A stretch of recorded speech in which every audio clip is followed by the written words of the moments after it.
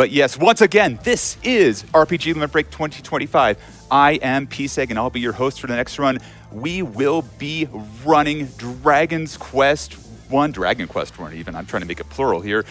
And that will be run by SUMDeaner. We're harp hunting here. SUMDeaner, go right ahead. Let's see what this harp's about. All right, thank you so much. As PSEG said, my name is SUMDeaner. I'm joined here by a friend of mine. Go ahead. I am Haktical. And we're going to be playing Dragon Quest 1, also known as Dragon Warrior. A couple of things I want to go over here before we get started. This is the Super Nintendo or Super Famicom re-release of Dragon Quest. This version, obvious elephant in the room, the game is in Japanese. This game was not officially localized in North America. And this particular category I'm doing, called harp hunting, only works on this particular version. I've tried out some of the fan translations, and I could not get it to consistently work. So that's why I'm going to be playing it in Japanese. If you can't understand the text, don't worry. It's Dragon Warrior. So if you're familiar with that game, you know that the story is pretty simple, and we'll explain the entire thing anyway right up front. So it'll be easy to, hopefully easy to follow. Anyone not familiar, Dragon Quest as a series is extremely popular, extremely competitive game in Japan, and it's very common for a lot of these classic Dragon Quest games to be played in their original Japanese versions, even by Western runners like me and Haktical here. So this will be kind of a more authentic experience. And really quickly to talk a little bit about the category, it's called harp hunting. There's going to be a significant amount of frame-based RNG manipulation that happens in this run, about 20 to 25 minutes into it. So if you're interested in seeing something that looks a little different than your usual Dragon Warrior, Dragon Quest playthrough, then you'll definitely want to check that out. So just a quick note for the tech, the timer will start at console power on and we'll go all the way to the end of the credits. So if tech is all ready, I'm going to go ahead and reset it. I'm getting the thumbs up, and I'm going to give you a countdown. 3, 2, 1, go! All right, right off the bat here. Right at the start, there's a couple of important things happening here. I've named my hero, these letters in Japanese, it says Abo, A-A-B-O, is how you kind of spell it phonetically in English. That's an important name that I've selected for a specific reason. Anyone who's played the original Dragon Warrior or even Dragon Warrior Randomizer knows that what you name your hero actually influences what your stat growths are. There's different archetypes, and this name Abo gives us the strength HP growth archetype, and that's the one we want. This name is also 3 letters long in Japanese, and that's actually kind of important for the manipulation when we get to it later. There are lots of different things that can affect it, and even the length of the hero's name factors into how it works.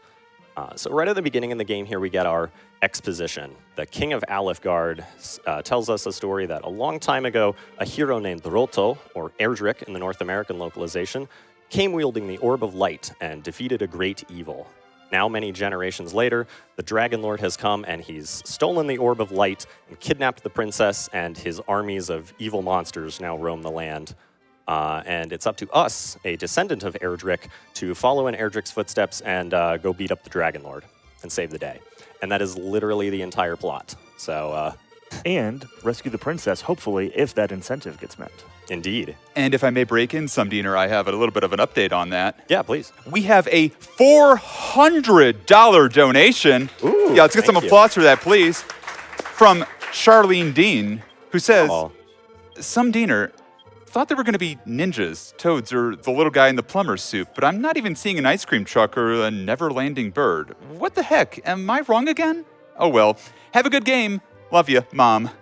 Thank you so much, Mom. And that is going towards Rescue the Princess, which is now at $490 of the $1,000 it needs, and that is going to be partway through this run. It is not over yet. Keep those donations rolling, and let's get that princess saved.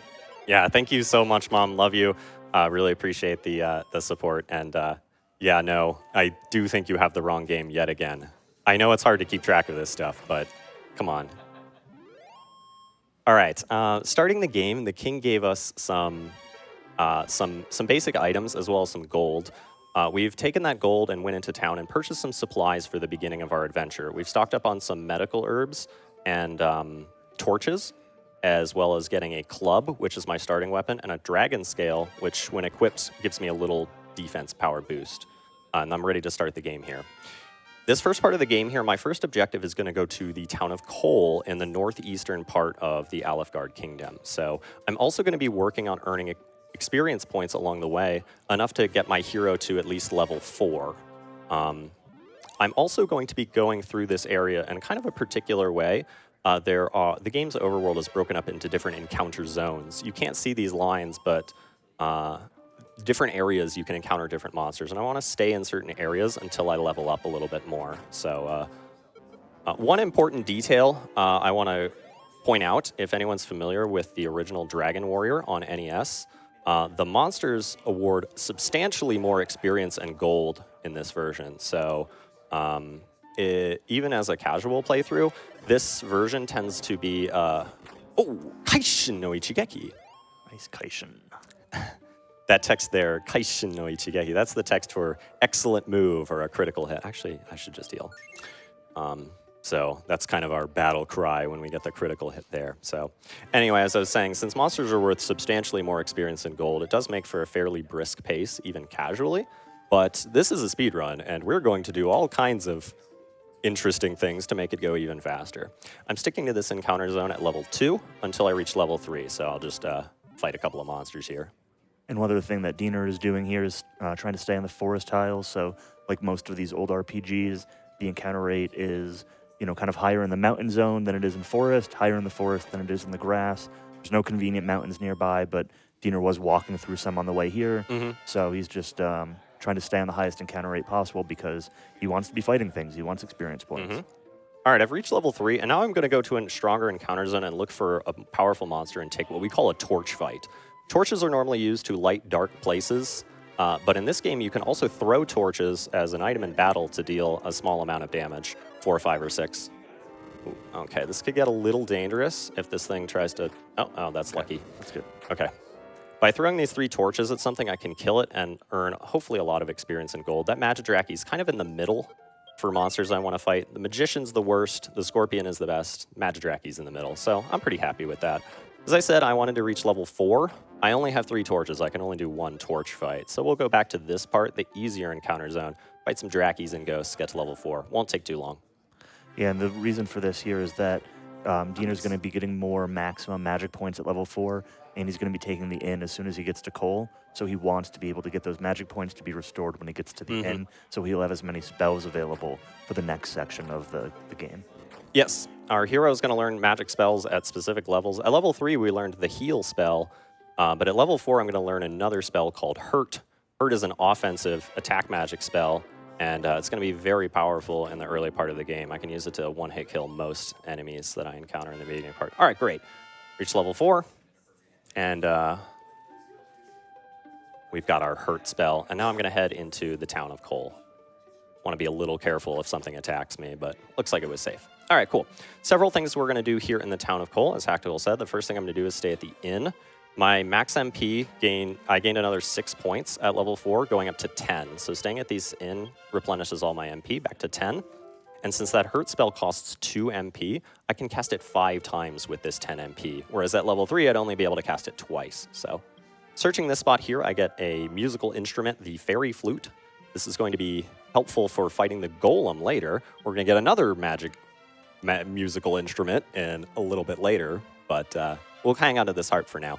Also checking those dressers, I get a set of plain clothes and a strength seed. I'm going to use that strength seed and gain bonus strength, 1, 2, or 3 points. 3 points is the best. And we'll put on this shirt, as it's worth a little bit of defense. It's free, so why not?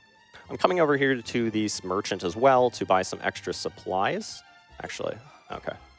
I want to buy a torch, and I'm also going to max out on medical herbs. The medical herbs take up only 1 spot in your inventory, but you're only allowed to hold 6 of these at a time. So even though I have more gold and could afford more medical herbs, I'm not allowed to carry any more than 6. So just double checking good. I have 6 now. And a torch, right? Yeah. And there's going to be certain points in the run where Diener will want to be doing most of his healing with herbs because he wants to save his magic for offensive spells in order to defeat monsters, like this part of the run. And then there will be other parts of the run where he'll prefer to heal with MP because he wants to hold the herbs for some future point, inventory management, things like that. Yeah, that's a good point. In this section here, I definitely want to save all of my MP for attack magic, and if I take damage and need to heal, I'm going to use those medical herbs. And Diener, if I can pop in for just a minute here, I Yeah, want to talk about saving something else beyond just MP. We have got a bunch of donations rolling in for rescuing the princess, including $25 from Kino, who says, "Let's go, Diener, let's go. Let's go, Diener. Oh, let's go." I said that twice, but I mean, let's get the chant going, right? Wishing you the best of luck in hunting the harps, and maybe a metal slime or two. Thank you so much, Kino. We've also got $50 from Code and Data, who says, "Good luck on the DQ1, SUMDeaner. Looking forward to some exciting manips." And then we've got a $250 donation Ooh, nice. from Thank you. Wells, who says, "Best of luck, BDD. May all your slimes be crits. And don't forget to tell us about 100% success rate against the Dragon Lord." We're getting so close. We are just over $100 away from rescuing that princess. Let's keep those donations rolling in towards that incentive. Yeah, thanks you so much for your generosity, everyone. Yeah, that'll be about an hour into the run or so when that's going to need to be decided. So you got a little bit of time, but don't wait too long. Yeah, thanks so much. Passing through here, our next destination is to get to the town of Rimeldar in the southern part of the kingdom. So we pass through that swamp cave. You noticed in that dungeon, I was talking earlier about torches. Normally torches would be helpful for lighting caves and dungeons like that in this game. But since the swamp cave is so simple to navigate, I don't actually need to see where I'm going to get through that cave quickly. I've also fought enough monsters to reach level 5, which is really good. I'm trying to reach level 5 in this part. You see, I have no magic left, so I'm going to get to the town of Rimeldar as safely as I can, simply trying to run away from monsters, which... Oops. Very nice. Enter the town. All right, that was good. Some of the monsters outside of Rimeldar, especially the werewolf, is pretty nasty, so I'm happy to get here safely. Also, those red warlocks he was running into can put you to sleep, and then you can't really do much besides sit there and hope you wake up.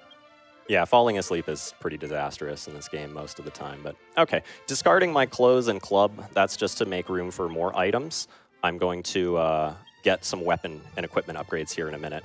Checking those vases, I gain some gold and a defense seed. I'm going to use that in a moment to increase my defense power. And I'm buying these magic keys.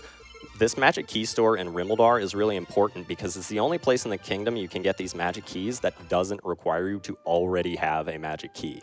So it's really important. If I want keys, I need to come here to get them. If you're familiar with the original Dragon Warrior, you know those keys cost a lot more gold in that version. They're very cheap here. So the combination of the monsters being worth a lot more gold and the keys and other things we need costing less, makes this kind of a quicker experience here. That treasure chest held some life force nuts. Those increase my max HP between 4, 5, or 6 points. I got a 6-pointer on that. That's great. Now I'm going to buy a couple more medical herbs and a wing of wyvern. Actually, let me check and see how many herbs I have. I want 5. Yeah, okay, perfect. And checking in this dresser will give me another wing of wyvern. I'm going to hurl one of these into the air to take me back to Alifgard Castle, or Tantagel Castle in Alifgard. There's only one return and save point in this game here at the castle, so whenever you use the wings or the return spell, you always come back here. Coming back here with keys, of course, we can raid the treasury. There's some stat seeds in here, an MP seed, which I will use, and an agility seed, which I'm actually just going to sell for some extra cash. That treasure chest has a bunch of money, and that's another magic key to replace the one I just used. Now coming to the back part of the castle here, I'll use another key to come back here. Just going to check something really quickly. Yes, I was mathed correctly before. Yep. And we're going to buy some more magic keys here. I'm actually going to buy 3 so I can max out again.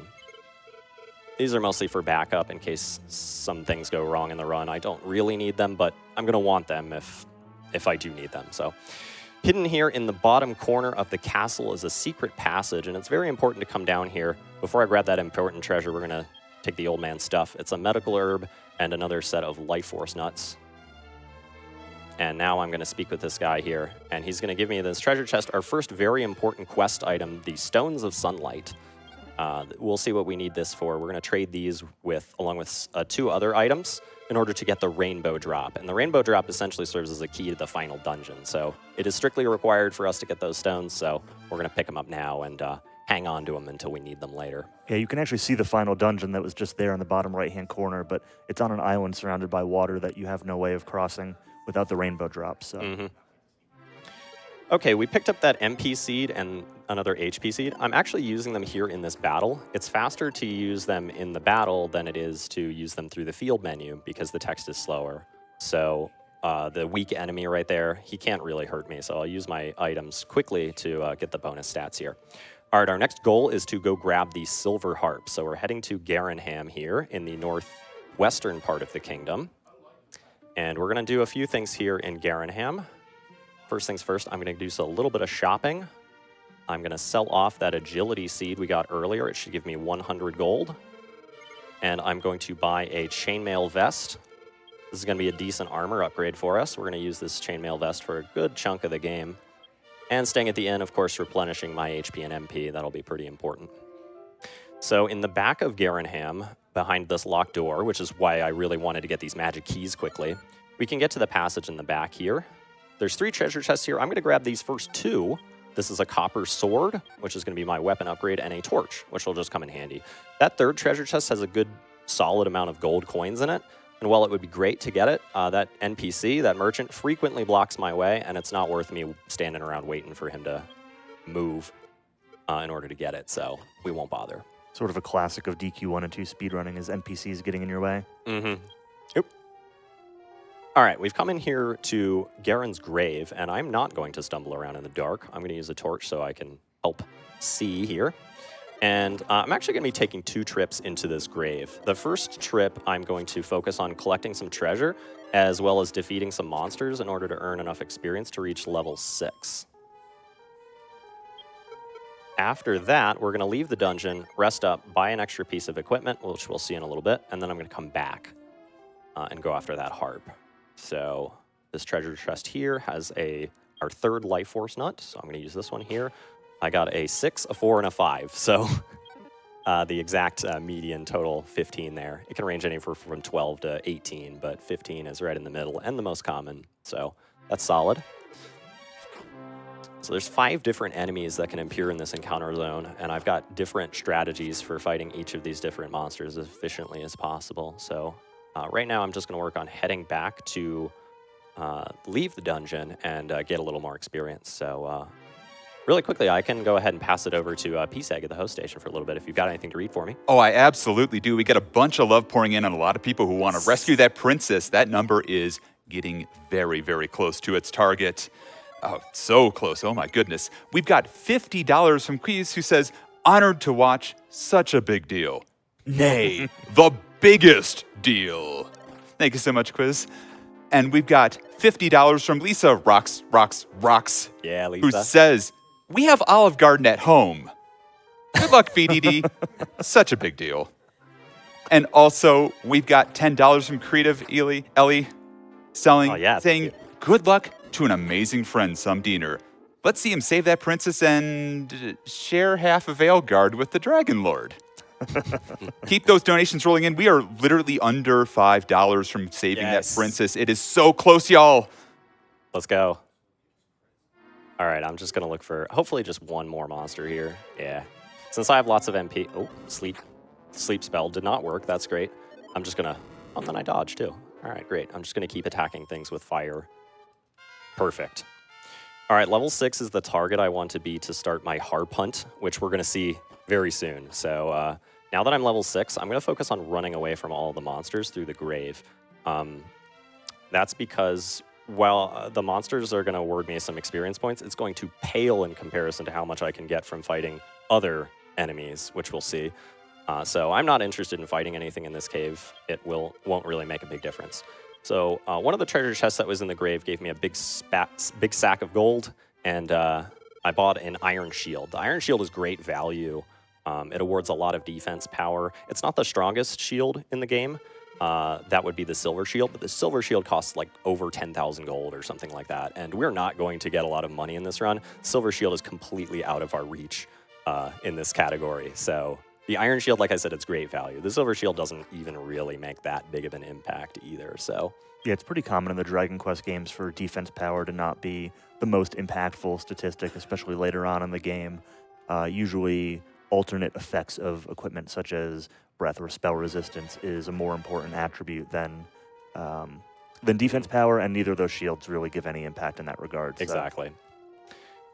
All right, so like I said, I'm just going to work on getting through the grave quickly and grabbing the silver harp in the basement. So I'm just going to run away from all the monsters. Haktical, we haven't talked about running chances in this game. You want to explain a little bit about that? Yeah, sure. So when you try to run away from a monster, the first time you try to run from a fight, it's a 50% chance to successfully escape. The second time you try, if you fail the first one, it is again a 50%. The third try is a 75%, and then the fourth try is 87.5. Running away is never guaranteed, so in some of the other Dragon Quest games, fourth try run is always guaranteed. It's not the case here. You can fail 4, 5, 6 times in a row. Hopefully we don't see any of those, but it can happen. Mm-hmm. And Haktical, SUMDeaner, if I can interrupt here, you know what is guaranteed right now? Rescue we are going to that princess? rescue that princess. Yes. Just got unlocked. Yes. Thank you so much for your generosity, everybody. And that includes $25 from SUMDeaner, who says, I'm pretty sure I donated this one is at the right time. And $50 from Konban Miao, who says, a quest for a dragon. Better bring a princess along. Good luck with the run, BDD, and let's smelt some metal slimes. Yes, excellent. Thank you so much for your generosity, everybody, and really means a lot to me. So, as we get deeper here in this dungeon, the monsters become increasingly powerful, and I want to make sure I keep myself as healthy as possible. Some bad run luck, I could wipe out here, and that wouldn't be ideal, but at least not yet. All right, here it is, our silver harp, the key to our harp hunt, as I like to call it. So we need to get out of this dungeon. The fastest way to get out of this dungeon is to perish. In fact, this is the strongest monster here. He will make short work of me, and we will die.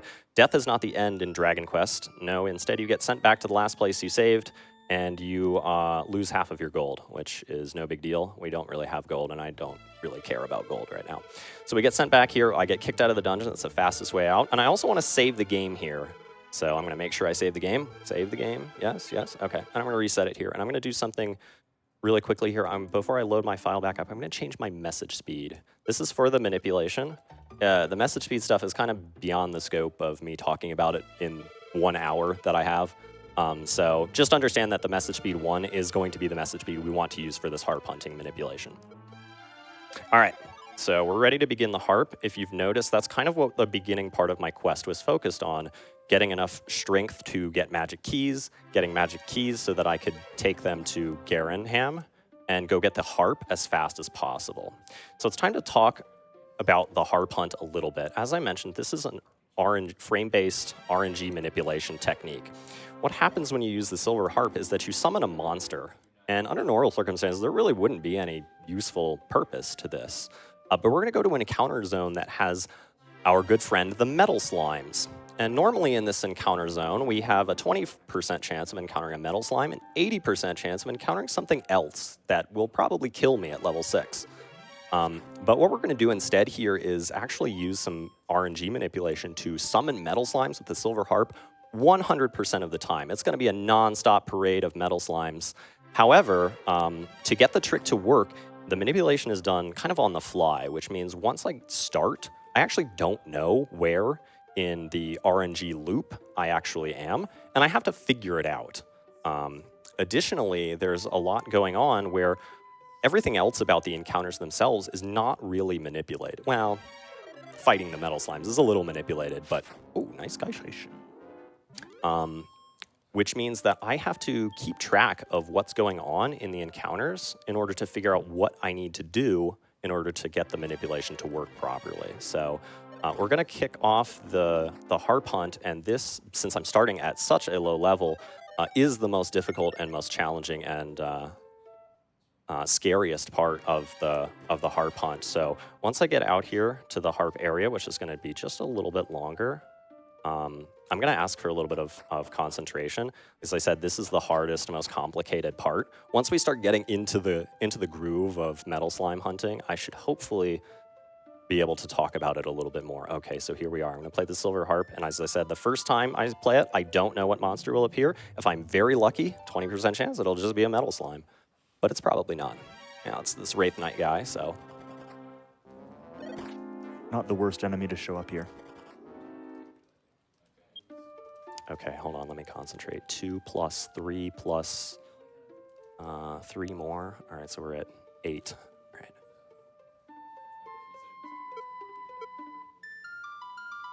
All right, if I've done this correctly, this should be a metal slime that appears. I'm gonna need to concentrate just a little bit longer. Okay. Okay, it ran away, so. Okay. You'll notice that the inputs that I'm performing seem like rather slow, or it's very deliberate. I'm holding, well, I'll talk about it a little bit more. Diener's looking to see whether he hits the metal slime or not to determine whether he's on the right, even odd side of the cycle. So, unfortunately, the first two have run away. So he's looking for that. Okay, when that happens, when I get surprised and the monster runs away like that, I'm sometimes not ready. I may have accidentally broken the manipulation here. We'll find out. I think you're okay. Okay, that is a good sign. I still haven't managed to attack one yet. That's okay. As you can see, the encounters with the metal slimes themselves are not manipulated. At least the behavior of the metal slime isn't. So there's still a lot of... Okay. 0? 0, okay. All right. Okay, so the other part of this manipulation, in addition to summoning metal slimes consistently with the silver harp over and over and over again, I'm also going to be able to reliably strike them for at least 1 point of damage every single time I attack. We're not getting terribly good luck so far with the metal slimes sticking around long enough for me to do a lot of damage to them, but as you can see, it's going to be a non-stop metal slime parade. Thankfully, they're also not doing a lot of damage to you at this point in time. Your HP isn't super high, and the metal slimes can cast hurt on you, and then you have to stop to heal, and then the healing inputs are a little bit more difficult here, and they also affect the manipulations a little bit, so the worst are when they cast on you and then run. 2. 4. 4. Oh, and we killed it. Good. 4 and 6 to 8 is 6, so I'm at 0. Haktical here is going to help me with the slime tracker. I've got very generous friends here at RPG Limit Break to draw me some metal slimes on my slime tracker, and we're going to be crossing them off as we kill them. So I'm at 0. Hang on a second. 2. Okay. Good. As you can see, we hunted a metal slime, earned 775 experience points, which is way, way more than anything else that we could fight here. And I've catapulted myself up 2 levels already, which is fantastic. If you are looking at the metal slime board closely and counting the boxes, let's do this. 5, 7, 1, 2, 3, 4, 5, 6. Okay. In between battles, as the battles are going on, you're going to be hearing me call out different numbers. Those are the numbers that I need to keep track of in order to perform the manipulation correctly and summon the next metal slime. As you can see, the outcome of these battles is not predetermined, and depending on what happens, I have to do the technique differently. 2. 4, and we killed it. That's great. 4 plus 3 is 7.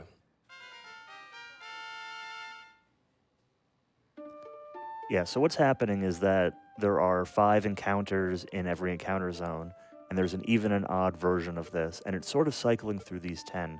And so what Diener is trying to count is the offset on that 10-frame loop of how much he needs to adjust by giving extra inputs before using the harp again in order to summon the next metal slime. There's, as Haktical said, there's essentially a 10-frame RNG loop when it comes to the things that I'm manipulating here. This is repeating in the exact same pattern every 10 frames. And a frame, by the way, is kind of like a step in the game's programming. And the game is operating at about 60 frames per second. So it's cycling through this loop 6 times per second. I obviously can't pick out precisely what frame I'm doing. None of these inputs are being done frame perfectly. So that's not what's going on. I'm actually buffering a lot of these inputs by holding down buttons in specific ways in certain combinations. in order to get the desired outcomes. So you can see a lot of these inputs that I'm performing seem very slow or deliberate. That is, yes, very deliberate. That is the word. Every single action, when done correctly, happens and it takes a pre-calculated number of frames to occur. And if I do it right, I can know where my position is in this 10-frame loop and accommodate for what happens to always correct myself and keep myself on this ideal frame where we are consistently finding metal slimes and consistently able to strike them for 1 damage. Yeah, and in addition, there is a chance that we've seen a couple critical hits in this run. We could also hit the metal slime with a critical hit and destroy them in a single blow. And I will be donating $5 for every metal slime that we kill with a critical hit. So if anyone else wants to get in on that, we're gonna, as Diener was mentioning earlier, we got 18 slimes on the board. That's how many we're going to be looking for. And yeah, we'll see how many we can kill with crits. And while we're counting and collecting metal slimes, can I jump in here with a few words? Absolutely. Please do. So one other incentive you could donate that metal slime count for critical hits to is another incentive that's coming up for Kingdom Hearts 2, our next run. We have 5 more boss checks for the randomizer, which would add a lot more complication, I believe, for a randomizer. You know how checks work in those. We're at $562 of $1,500, and that needs to be met before that run begins. So you basically have until the end of this run, and then maybe some downtime as we get that set up, but that's it. And we also have a leftover donation from our previous incentive, $2 from Conrad, who simply says, "Save that princess," and we're gonna. We're going to. Thank you. All right. Yeah, as you can see, we're going to need to kill 18 metal slimes, and we're not going to do it all in one sitting here, so to speak. We're going to break it up into, it was a little late. Break it up into 2 batches. We're going to aim to kill about 10 metal slimes at least on the first go-around, and that'll get us all the way up to level 14. And we'll be able to do some other things. We'll come back and hunt more metal slimes later, don't worry. And if Diener has enough resources left at the end, he might try to go for 3 more for 1 additional level. Mm-hmm. So even though it sometimes takes a little while to get a metal slime kill, we're able to consistently summon them over and over and over again, and eventually I will kill them. And this is a very, very fast way of earning a lot of experience. 4. Okay. Yeah, metal slimes have 3 to 4 hit points. I don't think we talked about that, but they usually have 4. So if we kill 1 in 3 hits, that's excellent. If they have 4, then they just need to stick around a few times. They always outspeed you. We'll never have enough agility to go before they will. Oh, Kaishin no Ichigeki. All right, we're at 7, and then another one plus 8. Excellent move. So I said 8, 2 plus 5 plus 1. And that was late, so we're at 0. Okay. Awesome. So we're quickly gaining some levels. We've killed 3 slimes, right? And we're level 10. Correct. This should be another metal slime. Hello, metal slime. 2. 6. 8. Oh, too bad. Late, so 0. We should be here. Metal slime runs away. Yeah, I was close to that one, but that would have been exciting. Getting 2 in a row is definitely exciting. And from watching Diener practice this, the metal slimes, they tend to kind of come in batches. You might see a couple minutes here where we're not getting any kills, and then back-to-back kills or something like that will catch right up, and it all tends to average out pretty well. Mm-hmm. Yeah, since we've got to hunt a lot of metal slimes, this tends to average out over the course here. So 4. All right. So basically everything that you can think of could potentially affect this manipulation. And the setup that I have to do it is very deliberate. 2. Down to the number of items I have in my inventory, the weapon that I have equipped, the copper sword, what I've named my hero, and every single input that I do, even ones on accident, will affect this. So I have to be attentive to a lot of details while this is going on. I've practiced this a lot, so usually I can keep this going quite consistently for a long period of time, but mistakes happen sometimes too. I am a human being.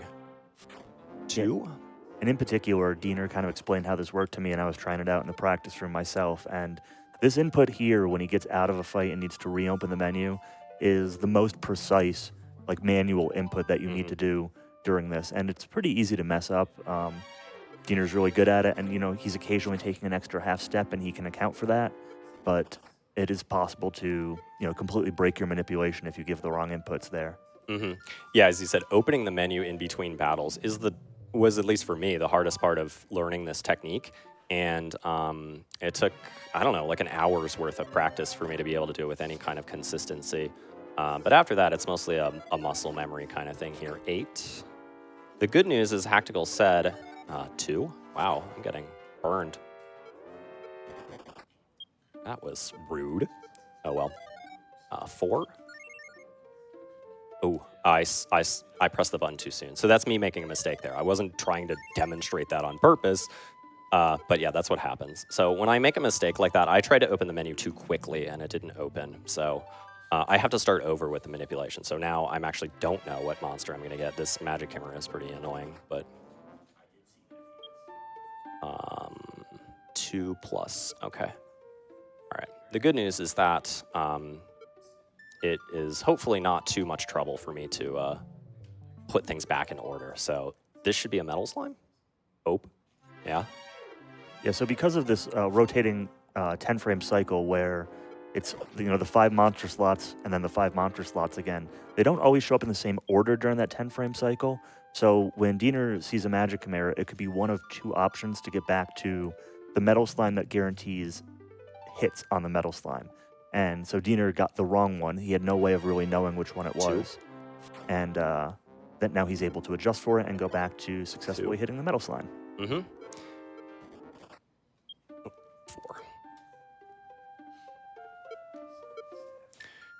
Okay. It's taken us a little while to get this one, but that's okay. All right.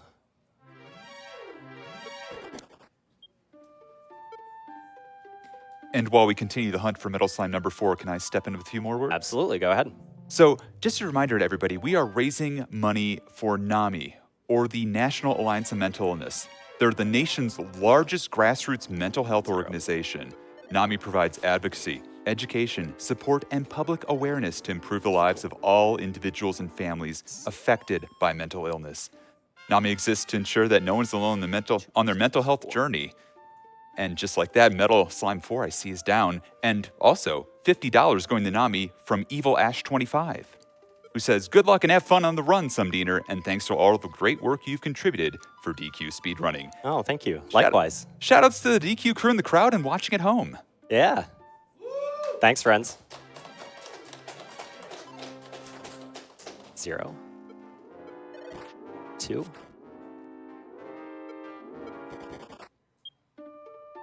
Yeah, and speaking of the DQ community, if anyone wants to get into DQ speedrunning, learn what Diener's doing right now, learn any of the other DQ runs, we have an excellent community speedrunning Discord, channels for all the different games. We have a data compendium that has guides and resources and data documents for most games, most of the mainline games, some of the spin-offs, and everybody there is really friendly and helpful. It's an excellent community, and if anyone wants to learn how to do this kind of stuff, I recommend checking it out.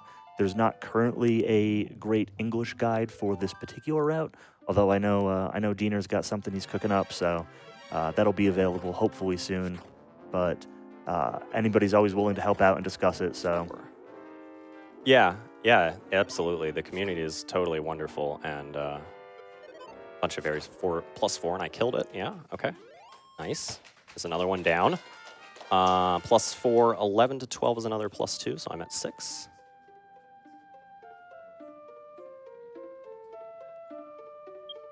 8. All right, 1, 2, 3, 4, 5, 6, 7, 8. So when I call out those numbers, like if I'm at 8 like that, it means I want to move the cursor 8 extra times before I use the silver harp. So I move it up 4 times and down 4 times.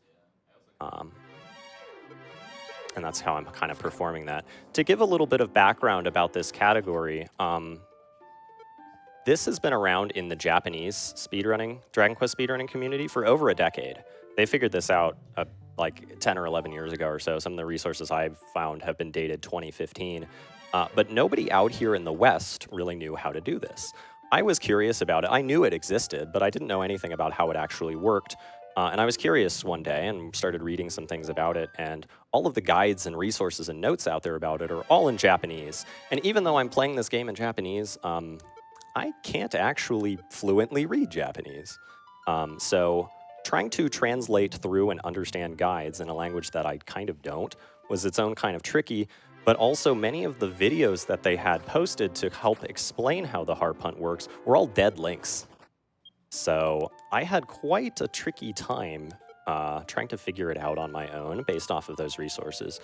So that's one thing I want to impress here. All of this frame data stuff, I did not calculate any of it. This has been work pioneered by the Japanese Dragon Quest RTA community many years ago, but I have kind of managed to piece it together with a technique that works. And I'm really excited to demonstrate this technique, as I don't really think that it's been shown out in the West too often, as like I said, I think I'm one of the very few people outside of Japan who actually understands how this trick works. That being said, I want to change that, and I've been working on a guide to explain how to do this category and how to play the harp hunt manipulation. The guide's like 99% done. 6. One more. 0, and we killed it. Good.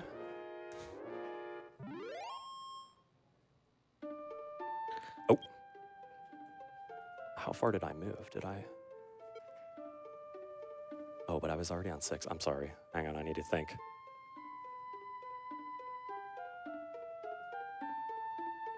I'm not sure this is going to work. I slipped a little bit when I killed that metal slime again. Yeah, this is also the first of the metal slimes that do not immediately grant us a level, so... I wasn't quite ready for that when I did it. Okay, yeah, I was off. I summoned the Armor Knight. I went a little too far, but that's okay. +2, 4... Yeah. So we're up to 6 metal slimes killed, but still only 1 with a Kaishin. We need to get some more Kaishin no Ichigekis here to raise some more money for Nami. Let's see those metal slime crits. I think I'm in the wrong odd even. Yeah, I am. That's okay. 2. Okay. So we're back on the good frame now, so we're back to the hunt. Yeah, as you can see, when we started out, killing a metal slime awarded us 2 experience levels for just 1 slime. But now we're actually leveled up so much that killing 1 metal slime isn't enough to level us up on its own. We've got to kill multiple slimes to gain levels. But that's really just a testament to how much experience we've gained. Our level has doubled since we started doing this, 15 minutes ago or so. So you can imagine that this awards us a lot of experience points, a lot faster than really any other technique that we could be doing at this point. 6, 8. 8. 2, and we killed it. Good. 12 to 13 is another +3, so I'm at +5, and I definitely need to heal myself. Let me concentrate here. 7, 9. 1. Okay. So, yeah, I'll talk for a second about the other major route for this run. So Diener mentioned that this is a lot better than the other routes that exist because of how quickly you can summon the metal slimes. The other main route for this run is called the Dragon Loop, and that route utilizes a technique that respawns the dragon inside the marsh cave, the one that Diener went through earlier on his way to Rimmildar. There's a dragon in that cave that has fixed statistics and grants 950 experience points, which is more per kill than a metal slime. But in order to do that, you need to go out of your way for some extra items early on. You need to do more shopping. You need to get more levels before you can get there. And you also need to get like fairy water to repel. There's a long walk back. So it's a pretty time-consuming process to kill that dragon 7 times in that run. And the metal slime grind gets to start sooner, kill things faster, and get almost as much XP per kill in the process. Yeah, you can imagine if I have really good luck hunting the metal slimes, this can go extremely quickly. As it tends to average out, our chance of defeating each individual metal slime, as you can see, is not very good, but since we can so consistently summon them. And that's why I called this category harp hunting. Dang. To distinguish it from, so you can think of it any percent dragon loop versus any percent harp hunting. So the silver harp manipulation is a different category because it allows different things, this manipulation in particular. The dragon loop category doesn't require any special controller or tricks or anything like that, and is thus a much more accessible category, at least for people getting started. That category is a lot of fun. I really like dragon loop, and it was exciting getting to race this all the way back at RPG Limit Break 2018 with my friend Velociraptor and Popsan from Japan. That was really exciting, being a part of that. Yeah, and also shout outs to Star of Violence, who wrote the sort of original Western English guide for the Dragon Loop category and helped get a bunch of us into this game in the first place. Yeah, Star was particularly influential for me when I started playing this a lot, and Dragon Quest II as well. And like I said earlier, Popsan from Japan is a really great personality and taught me a lot about Dragon Quest speedrunning. So special thanks to those folks. Okay. How many are we up to? We are at 7. 7, okay. So if we hunt 3 more metal slimes, I should gain another level, go up to level 14. That's going to be my target for this first part here. +4. Yeah, you notice that Diener is doing most of his healing with magic at this point. He can use some herbs if he needs to. He would like to save them for later as best as possible, and he needs to make sure he does not use all of his herbs, because that kind of affects the cursor movements in his inventory, which would throw off the manipulation. So using up his magic burst is sort of ideal. He does usually want to keep a few magic points, so that way when he's doing the walk at the end of this grind, he has a little bit of utility to use in combat for that section. So he'll probably start to use herbs now, I'm assuming, but... Yeah, once I need to heal here in the future, I'll probably use more of my medical herbs. Okay, +2. Or we'll just kill them all without healing. That would be nice. Maybe score a couple of critical hits to make it a little easier. That would be excellent. That would be an excellent move indeed. While we're waiting for Metal Slime number 8 here, you mind if I pop in with a quick update? Go right ahead.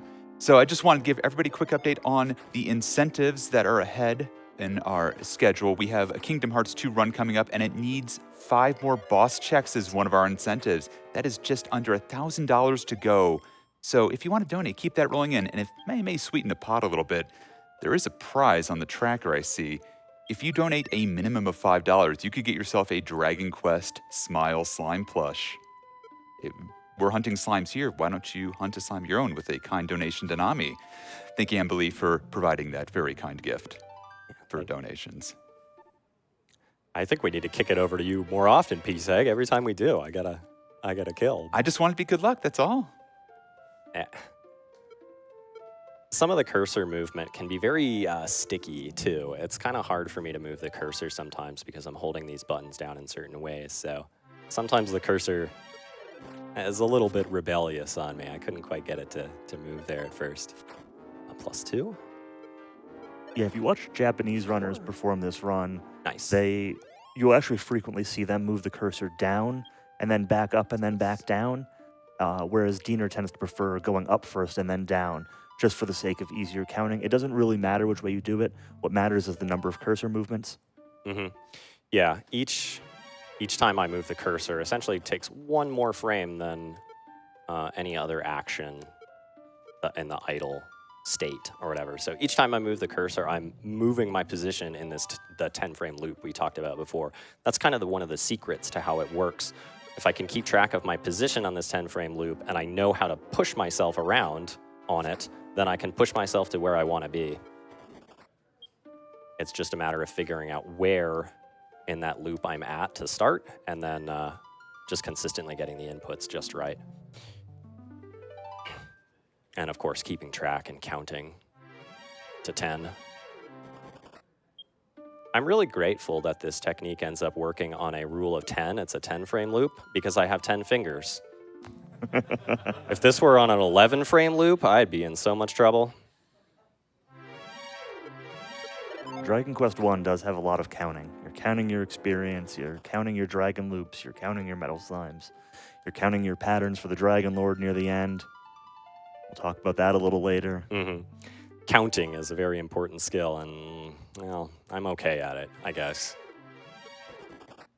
All right. When the slime simply just runs away immediately, I can usually just go straight to the harp and play it again, which is convenient. I'd rather defeat a metal slime, but if they're going to run away, then them running right away is kind of preferred. We talked a little bit about the menu opening and that being kind of the hardest trick about this. Actually, the good part about it, though, is you don't need to be that precise with it. Because if you make mistakes with it, you can actually accommodate for that or account for that. So if I walk a little bit further before the menu pops open, or if there's a little bit of a stutter before the menu opens, I actually, again, know how many frames that takes, and I can fix it.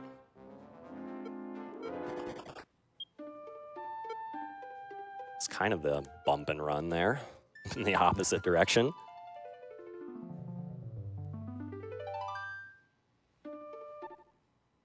I think we're just looking for one more of this section of the run. So. I was going to say, were you up to 9? I think so.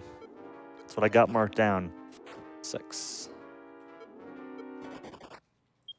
8. Would be nice. My finger is getting a little tired, but having just a little bit of a break would be nice. So one more slime, and we'll be able to move on to the next part of the adventure, take a short break from the hunt.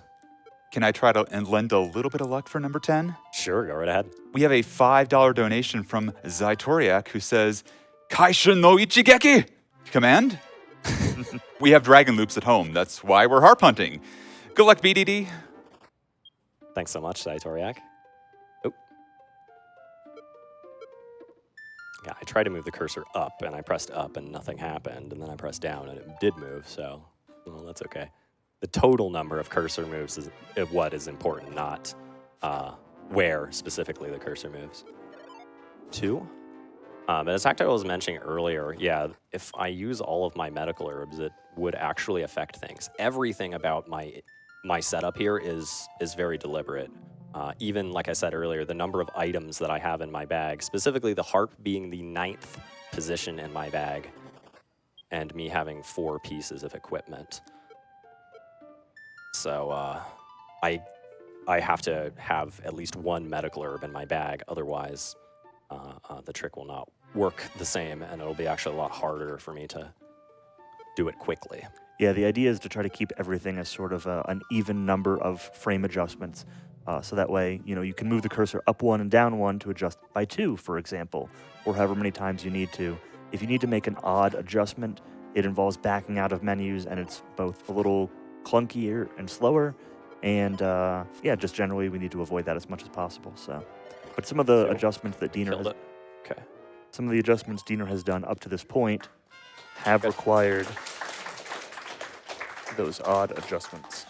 All right, we have slain 10 metal slimes. We've catapulted our way all the way from level 6 to level 14. We are vastly more powerful now than we were before, even though we have the exact same gear. The copper sword is not exactly a powerful weapon, but our natural strength has grown quite a lot, so we can just still hit things pretty hard. I'm actually going to, now that we've leveled up some, we're going to be taking a different part of the quest. We're going to be going to the town of Cantlin in the south part of Alefgard here. So I'm going to work on walking over there. This walk can be quite dangerous as some of these enemies are powerful. I do have a fair bit of HP, but I'm basically out of resources in terms of being able to be very efficient. So I'm working my way up towards the town of Cantlin. So the other thing that Diener is doing along this walk that you might notice is he's kind of walking into the corner of some of these tiles, which is a technique that we call half tiling, which so basically the way encounters work in this game is that as you take steps on this overworld, I talked earlier about how the forest is worth more than the plains, and the mountains are worth even more, but the game is building up sort of a step threat counter.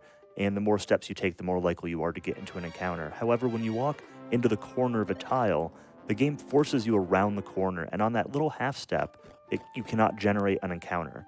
And so you can actually significantly reduce your encounter rate by doing that. Mm-hmm.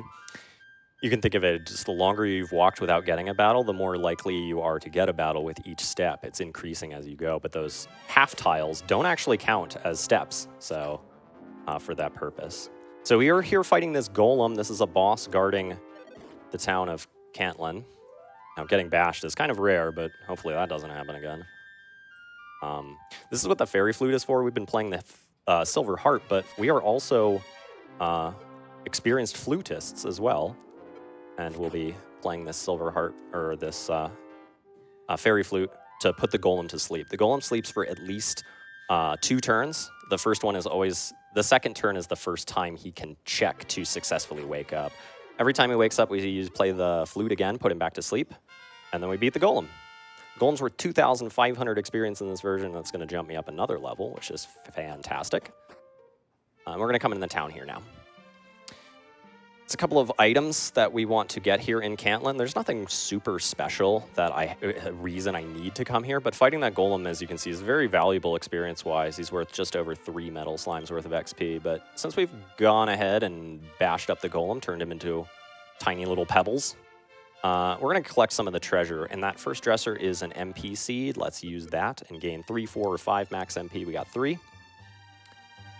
Then I will stay at the inn and recover all my HP, but more importantly, my MP. Hello, sir. You are blocking my way. Now that I'm level 14, I have lots and lots. Actually, we gained another level 15 from the golem. I have lots of max MP now, so a little bit of extra reach there. Get another defense seed. Those ones always roll +4 defense, which is great. So we got a little bit of bonus stats for coming here to Cantlin, and I was able to rest up and recover all of my MP. So you can see, you saw earlier, hunting metal slimes is eventually going to be a drain on my resources, and I'm eventually going to run out. So, but now that I have over 60 MP again, I can continue doing a harp hunt for. He woke up and dodged. I can continue a harp hunt now for a very, very long time. And Diener does want to make sure, though, that while he's walking to and from town, that he is taking these random encounters, because while metal slimes give a significant amount of experience points, they do not give a significant amount of gold. He's only getting about 6 gold per metal slime kill, and he will need to buy some more equipment, or would like to buy some more equipment, and definitely need some additional resources later on in the run. So killing these extra random encounters as he goes is going to help set him up for that, for the money. Yeah, that's an excellent point. Also, it turns out the case that if you do this harp hunt at level 6, and you just fight 18 metal slimes, you're actually just short of our target of level 17. So just by fighting a handful of things, I've definitely fought enough so far. Careful. That's the sleep spell there. If I fell asleep there being at half HP, I probably could have died. Dying is of very little consequence, I guess. As Haktical said, we were earning almost no gold from fighting the metal slime, so dropping half of my gold wouldn't really matter too much. And I'd be able to get back out here quickly. So, that was a triple run fail. I fell asleep and... Very rude. Well, that's okay. We've got plenty of MP to continue healing myself, so... Yeah, one more. There's actually a couple of different encounter zones that have metal slimes. The manipulation works exactly the same in either zone. And I can hunt them down there just the same. It probably would be a little more efficient for me to do it that way. But I also just like to stick to the zone that I'm comfortable with and familiar with. We're also going to be going to the town of Hawksness after this harp hunt is complete. So just working our way closer to that spot of the world is, we're coming this way anyway. So, all right. We're back out here looking for metal slimes. Can I try and give you some more good luck? Go right ahead. Oh. All right. We got some good luck. Oh, well, there we go. We have a $10 donation from Game Stetson, who says, more boss checks means more Kingdom Hearts coming up soon, which means more RPG Limit Break. And yes, I interjected there a little bit, but more Kingdom Hearts is what's coming up after this, and we have an incentive that is currently $900, under $900, in fact, away from being met. That adds 5 more boss checks to the Kingdom Hearts 2 Final Mix Randomizer. I think we want to see that. I think we want to see more RPG Limit Break, don't we? Yes. Yeah. Just like we want to see more metal slimes get hunted, don't we? Yeah. I don't mean to harp on this. So setting up this second harp hunt, I got a little bit lucky because the very first thing that I summoned was a metal slime, and I was hitting it. It's 10% of the time since there's 10 frames. Hey, sometimes you're just lucky. That is kind of helpful. It's really helpful when you start the first part of the grind, but it's always helpful. It's just as easier to get everything set up and rolling here. +4. Good. 6. Oh, Kaishin no Ichigeki. +1 off of the crit, and then we're at 3. I'm marking this as half blue and half red because that attack was going to kill anyway.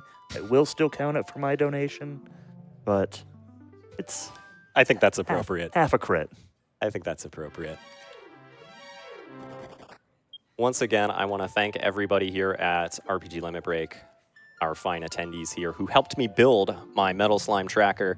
All of these drawings here, with the exception of 2 of them that I did myself, have all been drawn by people around here in the community, and we get to mar up your nice artwork. They had it coming. Anyone who's played Dragon Quest casually, speedrun, otherwise, should be very familiar with Metal Slimes. They're an excellent way to grind experience points in most Dragon Quest games, and they're slippery little guys. So, especially if you speedrun certain games, sometimes the run really just hinges on Metal Slime RNG, and this is sort of sweet justice for all of the Metal Slimes that have run away in the past. Yeah, exactly. +4, 1 second. Okay. Yes, in Dragon Quest speedrunning, you can imagine that because Metal Slimes award so much, or Metal Monsters in general, award so much experience points, that defeating Metal Monsters is often a critical component of completing a Dragon Quest speedrun quickly. Dragon Quest 11, oops, I moved it too far, I gotta correct that. Dragon Quest 11, if you saw that, does extensive techniques to help hunt Metal Slimes, but they've got all kinds of fancy stuff like electrolyte and metal liquor and all this stuff, and ooh, I did something wrong. 1 second. 6. 8 +2 on Armor Knight, yeah. All right. Oops. I must have slipped there a little bit, or added an extra 2 for some reason. It was too farther than I wanted to be. I think I'm still on the right even odd, but we'll find out. Nope, I'm not.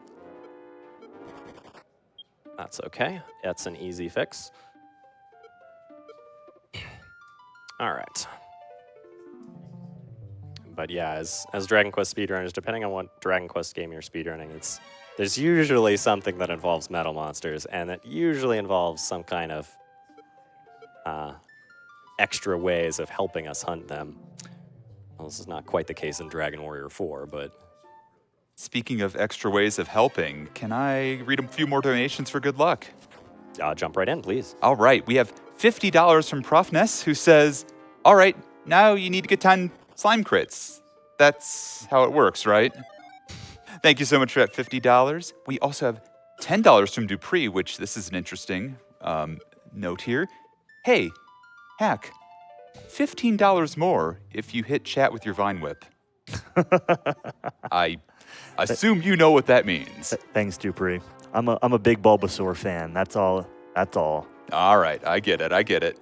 And also $20 from Bic Fong Balls, who says, yo, Hey, Bic. It's my favorite big, nay, huge deal, Diener. I freaking love big deals and Dieners. Hope the run has been fun. Yeah, thanks so much, Bic. It's been a blast, and it's now even better now that you've given me your vote of confidence here. So thank you very much. All right, had a little bit of a slip up there, so I'm gonna have to fix this. Yeah, pretty easy to do when having to heal and Wraith Knights 8. Okay. do some unusual menus. Mm-hmm.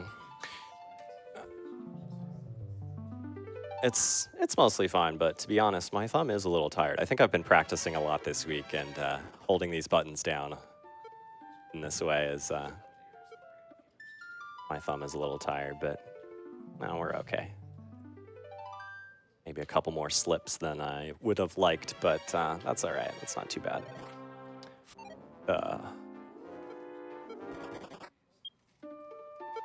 That's 0. All right. How many more slimes are on our board here? So we've got 7 left. Okay, so we've killed a total of 11 metal slimes. I think if I kill 2 more, I should gain another level. And then when we're all said and done, 2. When all is said and done, we're going to gain level 17. Okay. And we've been getting a lot of hits on metal slimes since on the second half, but haven't been very lucky at finishing them off so far. So.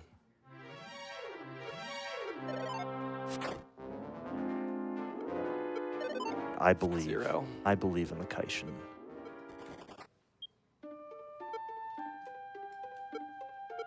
Okay. All right. How about this one? Oh, he didn't see me. It's a good start. It's a little bit of an advantage. It didn't help. I don't have an exact, precise calculation of how likely you are to kill a metal slime, but it's about 8 to 10%, somewhere around there. So you're certainly not very likely to kill these things, but again, because we can summon them so consistently. Yeah, and theoretically, in most Dragon Quest games, it is possible to get enough strength to eventually deal more than 1 point of damage to a metal slime. Basically, the game uses a different formula for damage calculation when your attack is lower than their defense. And that's what we're running into now, but we'll never get high enough attack power in this run to ever do more than 1 point of damage without a critical hit, especially with the copper sword that we're using. I will actually mention real quick that this copper sword is very important for this manipulation. So different weapons have a different animation when you attack, and those animations have a different number of frames to them. And so using a different weapon for this manipulation would actually throw off the manipulation and require different adjustments in order for that to work. Yeah, like I said earlier, everything about this is very deliberately calculated and deliberately set up to get this to work. And indeed, behind the scenes, under the hood, I think there's quite a few kind of happy coincidences that all kind of line up to allow this trick to work in the first place. It's one of the main reasons why I'm playing on this version is that it kind of has all of those ingredients that line up for me in order to do this technique. +4.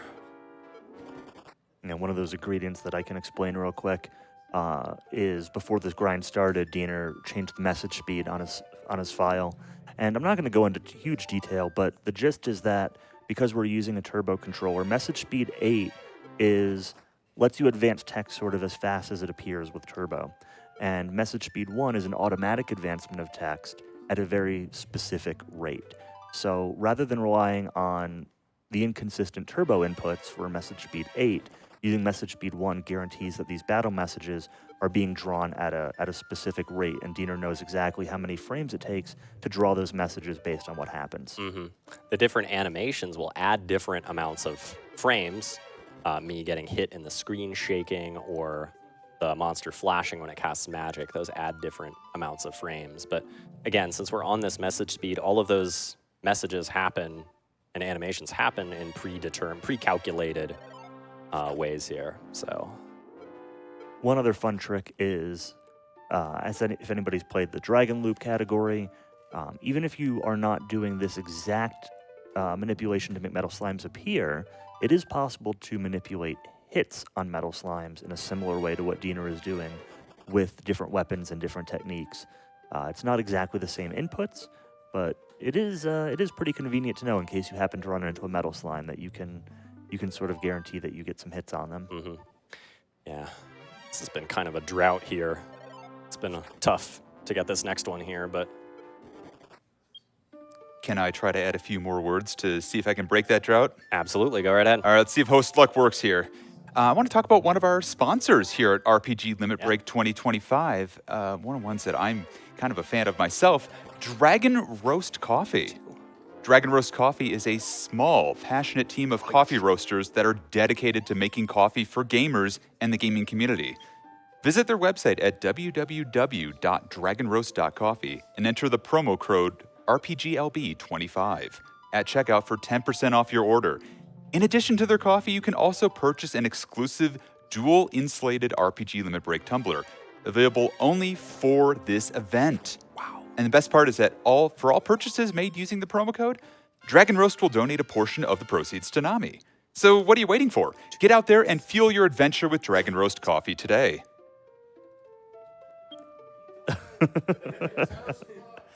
I'm not kidding. We just killed 2 in a row on critical hits. See, it works. It works. I just have to read something like that. Thank you to our sponsors. Thank you to Dragon Roast Coffee. I'm giving the credit to them. I also had a great time looking through their lineup of stuff. I added the tumbler and a few different bags. So thank you so much to them for being a sponsor with us this year. Oh, that one got away, but that's good. And we'll be roasting plenty of dragons ourselves here shortly too.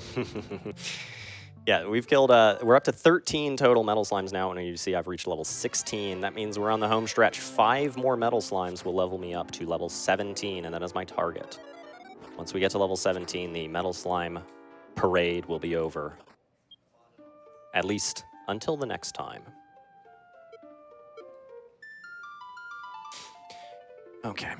We'll see why level 17 is a particularly important level, but once we're level 17, we're going to be strong enough to start heading into the end game. So that's kind of what's been going on here in this category. We've blitzed through everything to get the silver harp as quickly as possible so we can come out here, do our harp hunt, get tons and tons of experience, and then do the rest of the game really, really easily. +2, +6. Yeah, the target for this run is to fight the final boss at level 18. It is technically fightable at level 17 for like a world record type attempt, but it relies on getting multiple critical hits and some very good luck in the final boss fight. Level 18 is the pretty standard, stable race, marathon, no reset type chart. And so Diener's going to get level 17 now. It's going to get him access to the Heal More spell, and then he'll just kind of grind his way to level 18 on his way to the end of the game. So yeah, that's kind of our goal here. Once we do reach level 17, I'll be able to kind of check off all the required boxes that we need to very, very quickly and head straight to the final dungeon. So the estimate I provided on screen was 1 hour and 40 minutes. This harp hunt is taking a little longer than usual, typical run tends to go about 1 hour and 30. Oh, +5. 7, 6, 2, 3, 4, 5, 6. Okay, nice. We're up to 5 critical hits. Let's see if we can get a few more. We got a nice streak, critical hits going. A typical run, like I said, I provide an estimate of 1 hour 40. A typical run goes more like 1 hour 30, and my PB is about 1 hour 20. We're definitely not on PB pace. We're probably a little closer to that 135 to 140 mark at this point, but... Well, Diener, you know what that means. That means we have more time to work on that incentive for Kingdom Hearts 2. Sure. Which, honestly, we are under $875 from getting 5 more boss checks in the Kingdom Hearts 2 Final Mixed Randomizer. So just pushing everybody there watching. We're raising money for NAMI all week. Keep those donations rolling in. You might see more RPG Limit Break. And that incentive has to be met before the run, I believe. That is absolutely correct. It's checks, so yep, they got to be in place before we start. Yeah, don't wait around. Get your donations in. We just have to kill a few more metal slimes, and we're going into the end game. So hopefully this run won't take too much longer, and we'll go straight into that next one. We're definitely on the home stretch now. We've got 4 more to go. Yep, 4 more.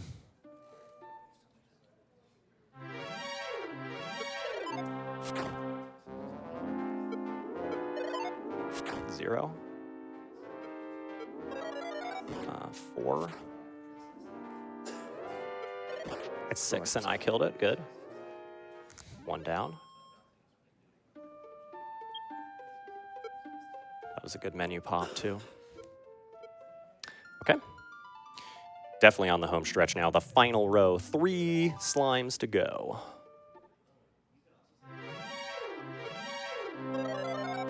Four. You mean 3 slimes to goo. 6. Sorry, I had to. 8. I'll allow it this time. I'll throw in an extra $5 to my donation for making that pun. All right. Next metal slime on the conveyor belt here. +2. Dang. A lot of those 4 HP slimes that have gotten away with just 1 left. Mm-hmm. That's too bad, but I haven't seen very many 3 HP slimes today. yeah, that's also too bad, but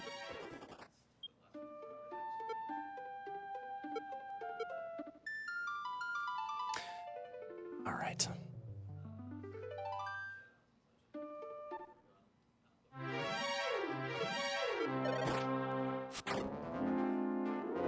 Okay, 2. Gear up +6. Oh, there's a 3-1. Excellent. All right. It's also a good menu pop. All right. This metal slime had a little bag of gold next to him. Well, we Yeah. got a little bag of XP from killing him. He must have hid his bag there. He was not worth very much gold. Or yeah, I guess you're right. Maybe it was just empty. Nearly empty. All right. 2 more to go. I always get excited when we're down to the last 1 or 2 here. The anticipation of being able to finish this part is palpable. All right. I also have to say that I really like the music and the sound effects in the Super Famicom version of this game. I think all versions of this game have really good music, but I'm a big fan of this version in particular. Mm-hmm. Yeah, these Super Famicom remakes, this is Dragon Quest 1 and 2. You get a compilation of both. It's built off of Dragon Quest V's engine. There's also a very popular Dragon Quest 3 re-release built kind of on Dragon Quest 6's engine. That is a extraordinarily popular and competitive speedrun. One of the very biggest out there, especially in Japan. Still run a lot, still very competitive.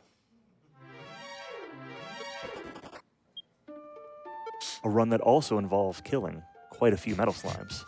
Yeah, you get some extra resources to help you defeat them a little more consistently, but no tricks to helping find them though. So, it's a little give and take. Yeah. +4. All right.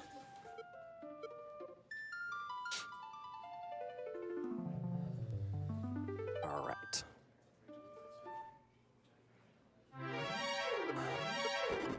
Darn. And as Diener mentioned, once these metal slimes are done with, it'll be sort of a blitz to get the last couple of key items that are needed in order to go into the end game. We've already seen all of the major towns of this game. The Dragon Quest 1 world map is not very big, and yeah, it'll be pretty quick to get around and finish up those last pieces of required key items.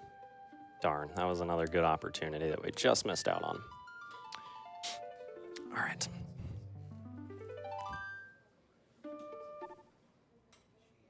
I might need the more generosity from you, the viewers, so PSEG can read me some more stuff. Well, I just want to reiterate here, I may be talking, get some more good luck going here. We still need that boss check met. Remember, that has to be met before we start Kingdom Hearts 2 Final Mix Randomizer. That's not something like with Saving the Princess where we can go partway in and still meet it. No, that's before we cut to Zack the Robot later on. We have to meet that before the run. So please keep the donations rolling and let's support Nami. Let's support more RPG Limit Break 2025 and get those final... Oh my gosh, it actually worked again. It worked again. Yeah, One more slime, y'all! This is actually like, it's really funny. to me that every time we pass it over to you, it seems like we were able to get one. All right, we are down to the last metal slime. 4. Oh, it's not that one. It's not going to be that one. +6. 8.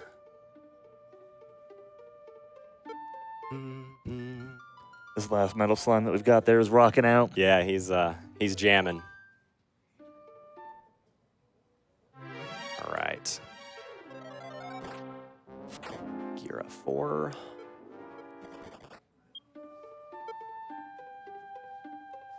When it's 1 to go, and I definitely get a little bit antsy. You're ready.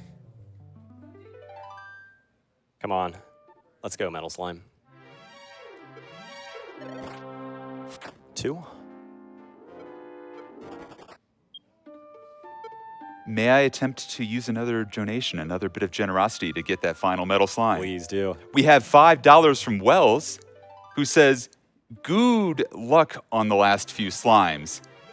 And you know what, chat donators, at this point, you might as well just send the goo puns in. Go ahead. Let's have them. Let's get this final metal slime, shall we? If it's for Nami, then yeah, send me your best slime puns.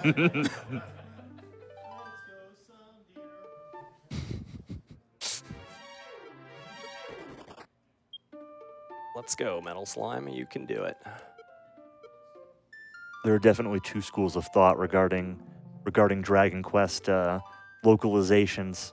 You've got the older games that have a pretty like medieval English style to them, and then you have the modern games that are very full of puns and other whimsical language, and most people tend to gravitate towards one or the other. I don't know, I just play the Japanese version, so I can't tell what's going on anyway. Gira 6. 8. We get it? Yes. Yeah. All right.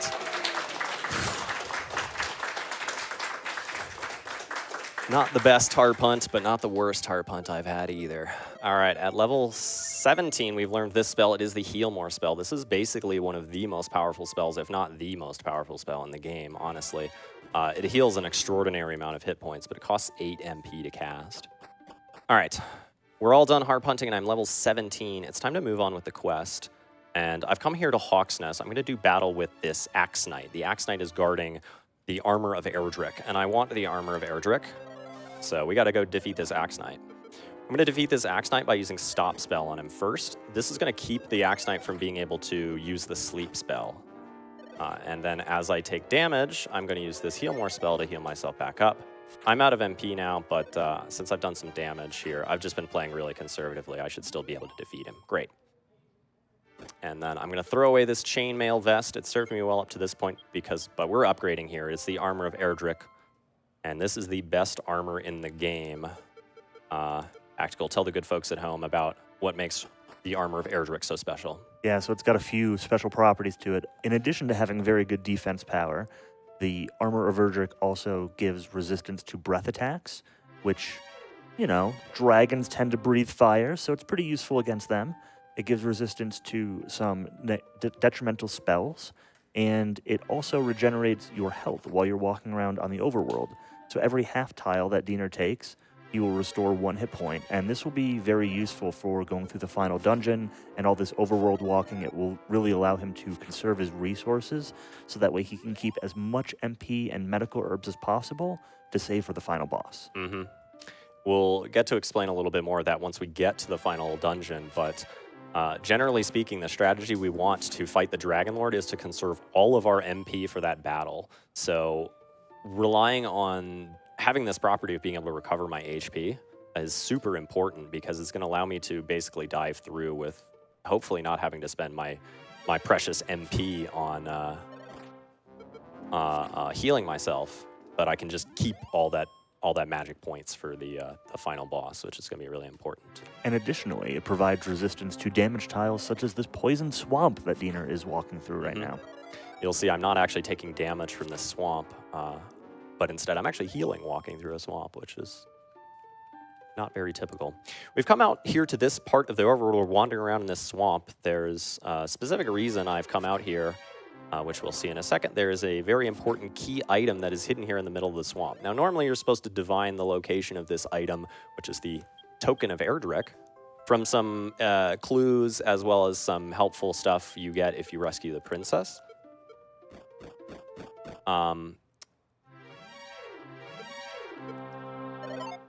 But since we're speedrunners, we already know where this token is. I can simply just go get it. I'm doing something here. I am performing a death warp. We saw one of these in the Garen's Grave to get out of there. I actually don't have enough MP left to cast the return spell, so I'm going to just simply take a death here to get through this part and get back to the castle. This incidentally also recovers my HP and MP all the way back to full, which is actually kind of useful. Don't need to save the game, but yeah, sure, why not? Yeah, unfortunately, Diener will lose some of the gold that he acquired off of random monsters due to that death warp, which might prevent him from upgrading his sword when he gets to gold looks like. Yeah. when he gets to the next town. All right. But we'll see. While we're moving to the next town, is there time for some donations? Yeah, please. This is going to be the last good spot for that. So Okay, excellent. So we have $50 from Kanban Meow, who says, "Congrats on that final metal slime. Looks like it's time to goo for the gold." That's a type of metal, right? Thank you so much, Kanba. We also have $25 from Sonzero, who says, "To make Zach's life way worse, let's add some bosses." And remember, that is for the next run. Zach the Robot running Kingdom Hearts 2 Final Mix Randomizer, adding 5 more boss check, adding 5 more bosses to the mix. We are under $800 for meeting that incentive, but time is running out, and it's running out fast. So get those donations rolling in if you want to see more boss checks. And $5 from Ashen, who says, "A $5 train? I can get on board with that. Don't forget to add your incentives. Yes, if you want a $5 hype train to meet all those extra boss checks, just making Kingdom Hearts 2 all that much more difficult, now is the time to get a hype train rolling, and don't forget to mark that incentive down when you donate." Yeah, thanks so much, everybody. All right, so we stopped here at this shrine up here. We've traded away our silver harp. It's been very, very useful for us, but we are all finished with it. We're trading it away for the Staff of Rain, which is the third items we need now. So we have the Stones of Sunlight, the Staff of Rain, and the Token of Erdrick. Now we're all set to go get the Rainbow Drop. You see me repeatedly casting that spell. That is the Repel magic spell. At level 17, I am able to repel monsters in basically every part of the overworld that I'm going to go through and avoid random encounters. So that's one of the major important things about being level 17 is that I will have this Repel spell and I can get around the entire world without really being bothered by monsters at any point in it. So here in the Swamp Cave, we talked a little bit earlier about the Swamp Cave dragon that's in here, and he awards a lot of experience points. He's guarding the princess here, and even if we didn't meet this incentive, I'd want to come over and fight this dragon anyway, but we absolutely have to fight this dragon because we absolutely need to... This isn't the dragon. That's a wizard. Okay, this Swamp Cave dragon has more HP than a standard random encounter green dragon, but actually attacks for less points of damage. So this fight is completely free at this level. I'm way too powerful to lose to this dragon. I'll just simply repeatedly attack it until it perishes, which should be right now. Great. This is the dragon that is killed repeatedly in the Dragon Loop category. And since you have generously at home met the donation incentive to rescue Princess Laura, Princess Gwaelin, and the Dragon Warrior version as her name, we will talk to the princess and take her with us for a little bit of our adventure. Normally, in speedrunning, we would skip this part. It doesn't take very long, but... We wouldn't skip bringing her to the swamp. She got a little bit of a mud bath. All right.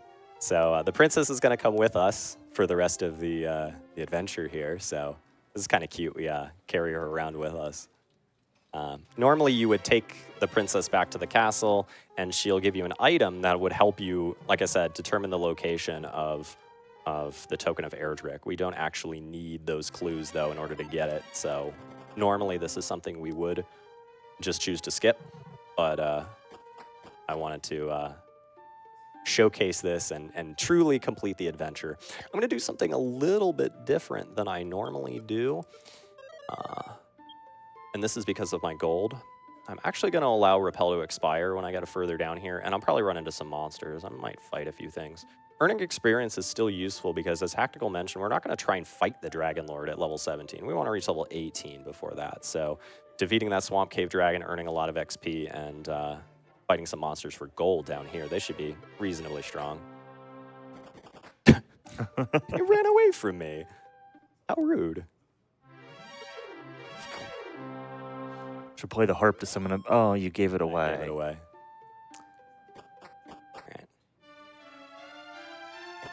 All right, we've come here to this shrine in the southeastern part of Alifgard, and we're going to trade away our Stones of Sunlight and Staff of Rain and build ourselves the Rainbow Drop. As mentioned, this is a key quest item. You have to get this Rainbow Drop in order to access Charlock Castle and complete the game, so thou must.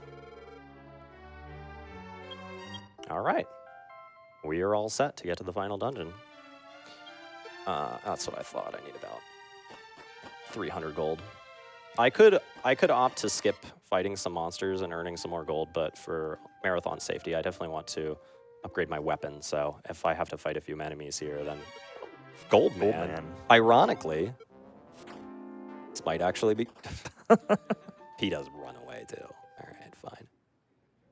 While you're gathering gold here, can I sneak in with just a few more donations? Oh, absolutely. We are getting very close, almost $700 more to get those 5 more boss checks on the KH2 run. So please keep those donations rolling in, including $25 from Kino, $5 for Kaishin. 5 Kaishins equals $25. Hopefully I counted this right. I didn't have enough fingers and toes for this. Also, $25 from Rizukun, who says, goo. Thanks so much, everyone, for donating in. If this gold man will stick around, maybe, just maybe. He's made of gold. How he's defending. He should hopefully award me a lot of gold, right? Yeah, there you go. All right, perfect. That's way more than I need. All right, back to repelling. Yeah, so Diener's hoping to get 1,500 gold in order to upgrade to the Steel Sword in order to better defeat the monsters through the Dragon Lord's castle. He's also going to need to replenish his medical herbs, buy a torch, things like that he will need for the final dungeon. Take the inn. We're stopping here, making a pit stop in Rimeldar. We're going to hang out here for the night here, taking the princess to stay at the inn with us. There's a bit of extra dialogue here where this innkeeper says, they heard some noise, and it seems like we were up late last night. Wonder what we were doing. I think we were watching RPG Limit Break. What more could you do and more excitement could you have? Definitely. All right, getting rid of our dented up copper sword for a brand new sharp steel sword. We also want to grab some supplies here for the final dungeon. I'm going to buy a torch because stumbling around in the darkness of Charlock Castle is not what I want to do. I prefer to be able to see where I'm going. I'm also going to stock up on a bunch of medical herbs. I'm going to max out on 6, which, as we said earlier, is the most that you're allowed to hold. I keep trying to convince Diener to skip the torch and use the Radiant spell instead for this dive, but he thinks the MP could be more useful killing monsters or something. I don't know. Yeah, so from here on out, we're heading to the final dungeon. I'm going to do my best to complete the game from here. The more MP that I have to fight the Dragon Lord, the better. In particular, I care about how many times I can cast the Heal More spell because that's our best magic spell. The Heal More spell costs 8 MP, and with my max MP, I can cast it 11 times for a total of 88 MP before I run out. So that means if you do the math on this, I have 5 extra points of magic. I can kind of spend that MP on whatever I feel like. All right, there's the rainbow drop that builds us our rather plain-looking rainbow bridge, but it's a bridge. And the only way we can get here onto the final area here. I'll be choosing to fight most of the random encounters along the way, although there are some enemies that are kind of not worth my time or sometimes a little too dangerous for me to fight. But we want to continue earning experience points. Yeah, in particular, Diener's going to be hoping to see the yellow wizard guys green and blue dragons, and then later red dragons on the bottom floor. He's going to be avoiding the Axe Knight enemies. These wolves are good to find. Mm-hmm. Yeah, and the monsters are going to change as we go deeper and deeper into the dungeon, and we'll see a little bit more of that. All right. I'm fighting this thing. Yeah, okay. Those things can be a little tricky to defeat. All right, we've made it here to the final dungeon. Top floor looks suspiciously like the floor from first floor from Dragon Quest III. Just a coincidence? Maybe. Maybe.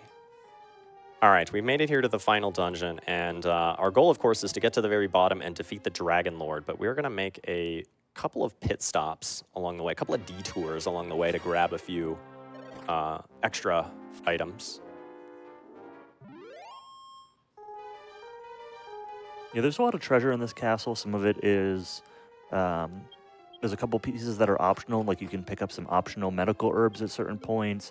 There's some gold, but there is one key item that is definitely required, and then there's also a backup item that Diener will be picking up. So searching behind the throne is a classic Dragon Quest, Dragon Warrior thing to do.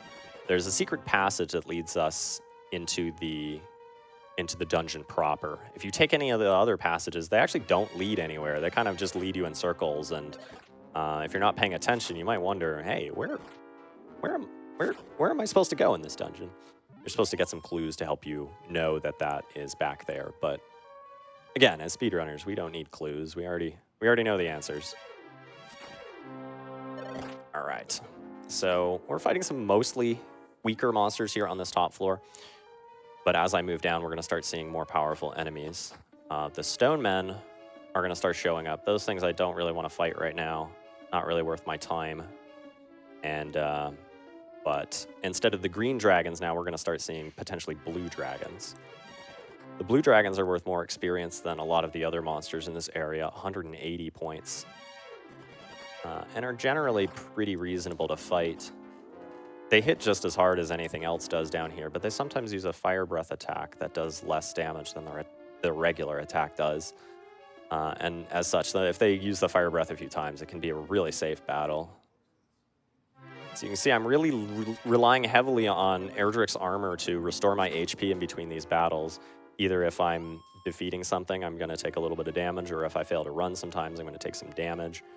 If I get into a situation where I'm very, very weak, I'm not going to want to take any chances. I'll probably use some of my medical herbs, or even maybe a regular heal spell to try and supplement my HP if I think things are going to be dangerous. But as much as possible, I don't want to do that. I want to conserve as much of my resources, both my magic points and my medical herbs, for the final boss battle. Yeah, medical herbs and heal spells can be occasionally useful to supplement certain heal lines on the final boss to give yourself more value out of your big heal spells. In the normal Dragon Loop category, you have one more heal more spell than in this category, and their usefulness is, they're still useful, but you can afford to spend a couple. On this category, because you're short on healing relatively speaking, having every healing option available going into that final fight is extremely useful. Every little drop can count, and there's been plenty of times where I defeat the Dragon Lord with no MP left and anything else. Can I sneak in here with a very quick update? Yeah, sure. We are under $120 from unlocking 5 more boss checks in Kingdom Hearts 2 Final Mix. That is so close, y'all. We are getting there to the finish line. If you don't have much time left to keep those donations rolling in, including $50 from J Hobbs, who says, "Let's go, Limit Break." Really hoping to see a few more bosses in that Cage 2 randomizer run coming up next. Eyes emoji. And $500 from Hypixian, who says,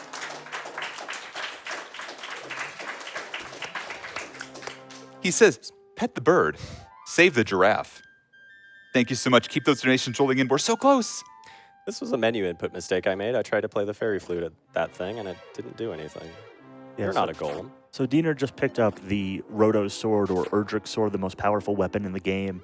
It's actually faster to equip that in combat than it is through the menu. If you don't mismenu it. It is not faster to play the fairy flute. No. Thanks for pointing that out. All right, now that we have the most powerful sword in the game, we're much more powerful. I can more reliably fight these monsters. Even the ones I was fighting before are going to be defeated even easier. And we're ready to head into the final stretch here. I'm going to be checking my experience points total. Okay, I need about 700 more XP. It's 21,000 is the total I need to get to the next level.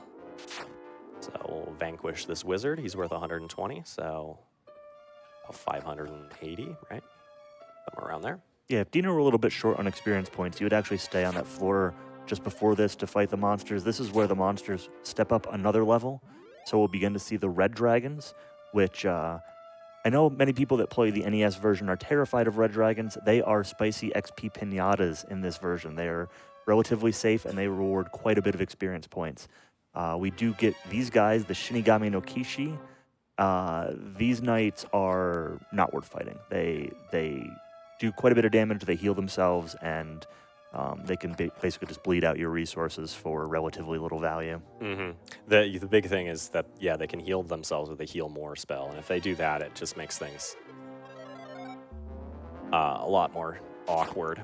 So since I had a little bit of extra MP, I'm going to spend 2 to put this Stone Man to sleep. This is just a little bit of safety. I can probably fight Stone Man without sleep, but by using the sleep spell, having it land, I defeat it without taking any damage. That makes it a little safer in case I get a quick battle. We're making a detour here to the Dragon Lord's treasury, and I'm only interested in this one treasure chest right there. That has an MP seed in it. This is going to sit in my bag, and it's only going to be used if something goes wrong. So... but it is a nice backup. If I were doing PB attempts or something like that, I would strictly skip that. But definitely for a little bit of backup and safety here, I'd like to grab it. Yeah, so I'm going to start talking a little bit about the Dragon Lord fight Please. coming up while Diener finishes getting level 18. So the Dragon Lord is split into 2 forms. The first form is a little humanoid form. Generally speaking, he takes about 7 hits to defeat. So Diener's going to be counting how many hits he lands on the Dragon Lord. However, the Dragon Lord will use the Heal More spell on himself, which takes about 2.5 of those hits away. So it can be kind of awkward to count when if he starts using that multiple times. We hope to see Heal More as little as possible, because the more the Dragon Lord heals, the more Diener will have to heal, and that will reduce his resources available for Dragon Lord 2, which will be the Dragon form. Dragon Lord 2 will be on a 4-attack cycle. There are pretty safe heal lines that you can use on each turn. And that fight will really come down to what happens with turn order. You generally want the Dragon Lord to attack before your heal spells occur to maximize value. And the turn 4 of his pattern has a weak attack and a strong attack. So kind of the combination of how all this plays out will kind of decide how Dragon Lord 2 will go. But first we got to get through Dragon Lord 1. He can do up to 40 damage per hit.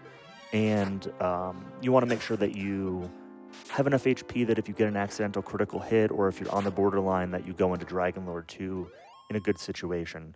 So Diener's now level 18. He's going to be walking around a little bit to try to restore his HP without using too much healing before going into the Dragon Lord fight.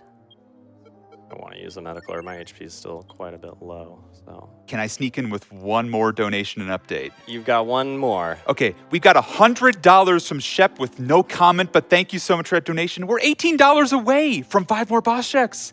I'm sure you can find it in your hearts to get $18 here for that. All right, it's time for the final boss battle. He's going to say, well, thank you for bringing the princess to me. Do you want half of the kingdom? And I say no. I don't want the Dragon Lord's deal, because I want the whole kingdom for myself. I don't share. All right, so we're gonna fight here the final boss. We're looking for this first part to hopefully go well. We want to see him heal himself as little as possible. Or more importantly, I want to go into the second battle with as much of my MP still intact as possible, and that's very good. At 80 MP, that was a very timely critical hit. At 80 MP, I'm feeling pretty confident, and I'll tell you how confident I am in about a second. Okay, I feel way more confident. Last night in practice, I cursed him. Dragon Lord 2 can ambush you, and I mentioned that it could happen, and then it happened, and then Diener died. So, thankfully, Heal more. Okay.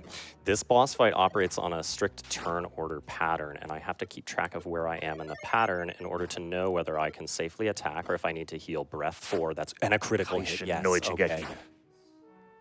My chances of winning are exceptionally high as long as I play carefully. And so I need to count to 4. This is 3, so this is 4. I will heal. Because I scored the critical hit, my chance of winning is extraordinarily high. I should win as long as I do this correctly. Heal. 4. Yeah, sweet bread. Oh, this is so free. Yes, I can attack here. Yes. yes.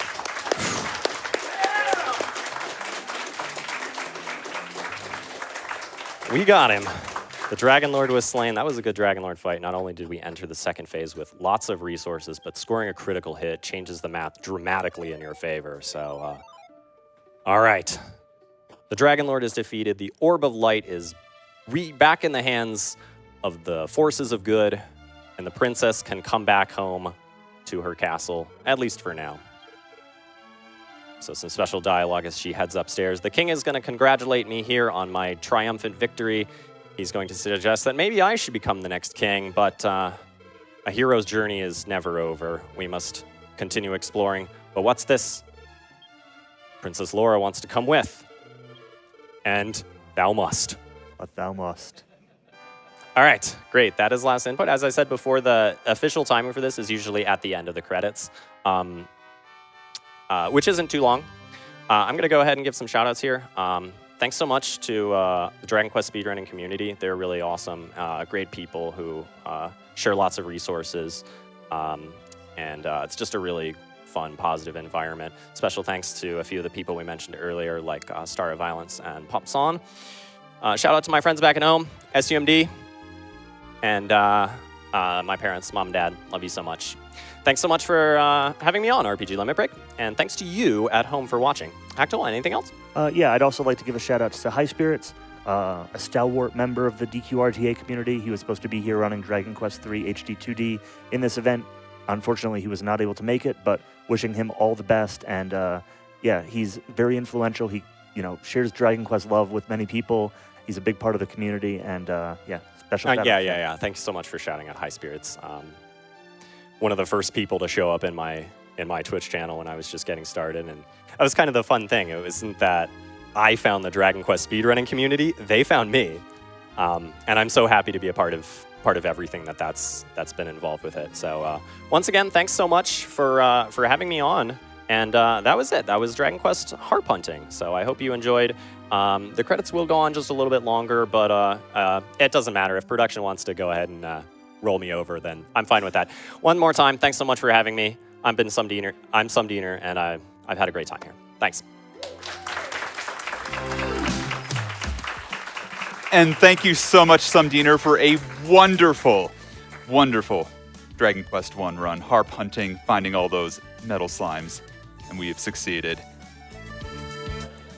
We got a couple more donations that have been rolling in for that incentive to get the extra boss checks, which, oh my goodness, I've just seen it right now. We got the $18. We get 5 more boss checks in Kingdom Hearts 2. To get some hype for that, more RPG Limit Break. And that comes in part thanks to some very kind donations, including $5 from Spock Rocket, who says, choo choo, in reference to our $5 hype train we had. Also, $20 from Gandalf1012, who says, all hail King BDD, indeed. And $10 from KR Shush, who says, good afternoon, RPGLB. I'm at work all day and cannot watch much right now, but good luck to the runners today. Don't forget to meet those incentives and check the prize pools, fellow donors. And indeed, we are meeting those incentives. We are getting more RPG Limit Break. Keep those kind donations and support for Nami rolling in.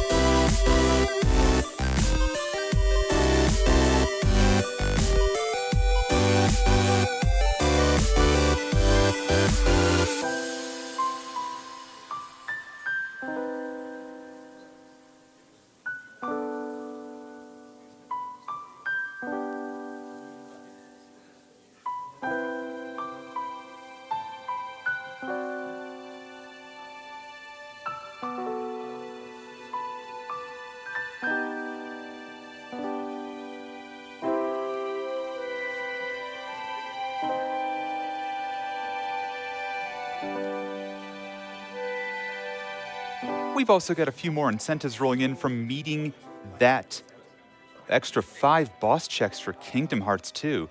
That includes $18 from an anonymous donor who says, never forget that it's through many people donating in small amounts that we've gotten to over $1 million raised over the 10 years of RPG Limit Break. Every little bit helps Nami. That is absolutely true. Do not forget, it is the small donations that help just as much as the big ones. So please, any amount you can donate within reason, take care of yourself, of course. But if you can donate, every little bit helps Nami. It is very true. And $50 from Amber X Alt F4, who says, more bosses. And indeed, we have more bosses now.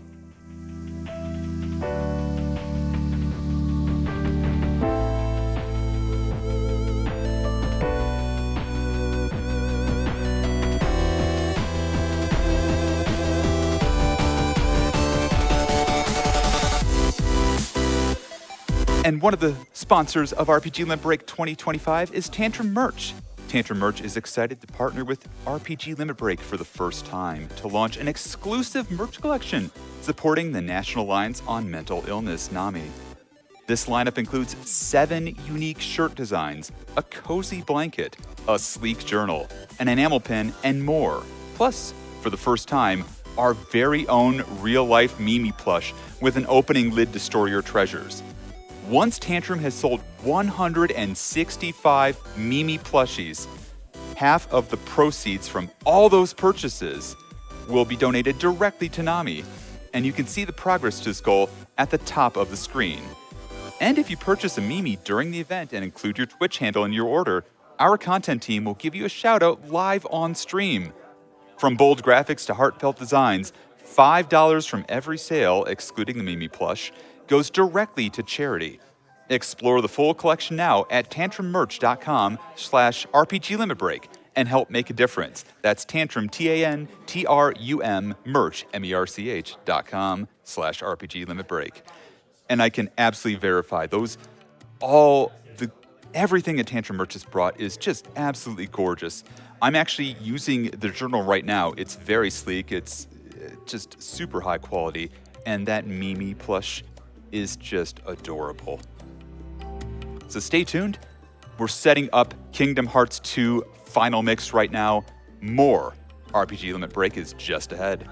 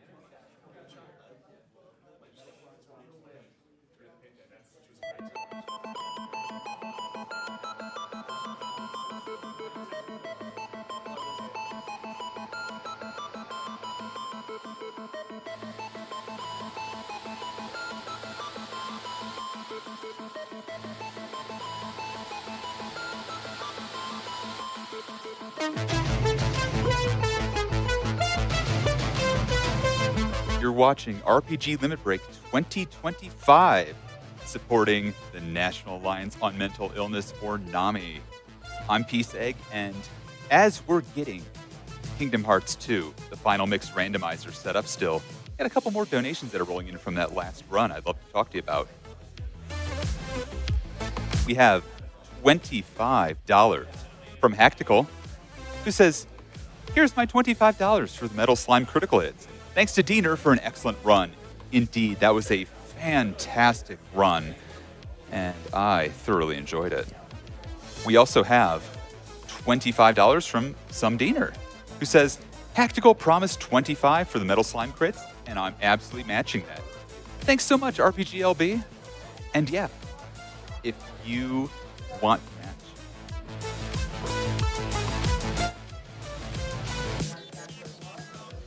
and if you want to match those donations, now's a great time to do that. $25 to match the Metal Slime crits.